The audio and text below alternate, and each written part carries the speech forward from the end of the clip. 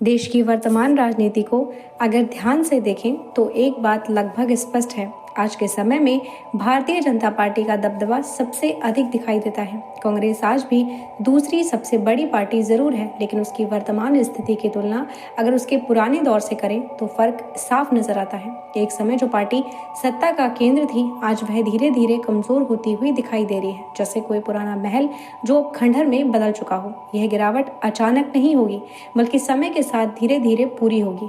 कांग्रेस खत्म एक दिन में नहीं होगी, लेकिन अगर यही स्थिति रही तो एक दिन ऐसा जरूर आ सकता है। क्षेत्रीय दलों की असली ताकत। अब बात आती है क्षेत्रीय पार्टियों की। आज के समय में वही क्षेत्रीय दल टिक पा रहे हैं जिनकी राज्य स्तर पर मजबूत लीडरशिप है।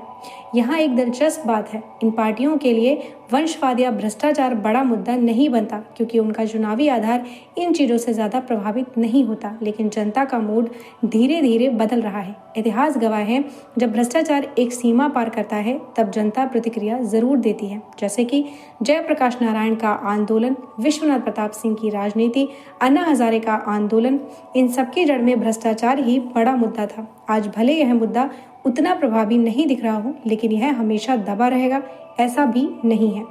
दो बड़े किले, विपक्ष की असली ताकत।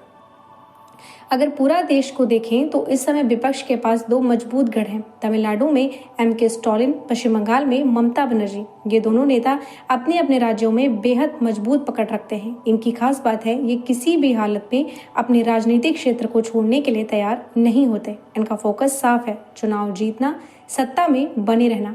कांग्रेस क्यों पीछे रह गई? कांग्रेस की सबसे बड़ी कमजोरी यही मानी जाती है कि उसने लंबे समय तक सत्ता तो संभाली, लेकिन जमीनी संघर्ष कम किया।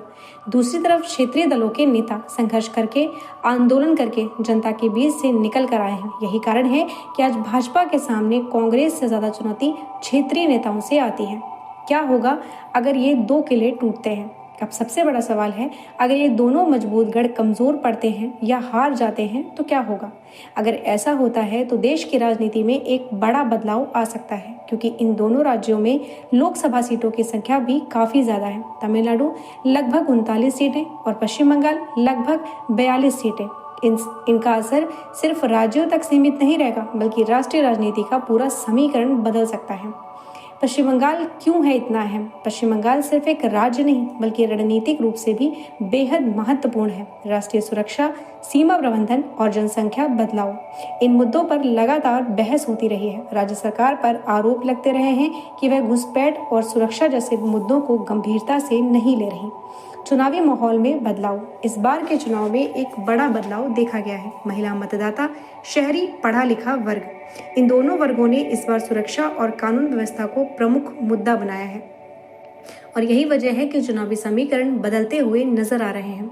अगर इन दो मजबूत राज्यों में सत्ता परिवर्तन होता है तो इसका असर सिर्फ वहां तक सीमित नहीं रहेगा, यह पूरे देश की राजनीति में एक पैराडाइम शिफ्ट ला सकता है। आने वाले समय में यह तय करेगा कि भारत की राजनीति किस दिशा में आगे बढ़ेगी।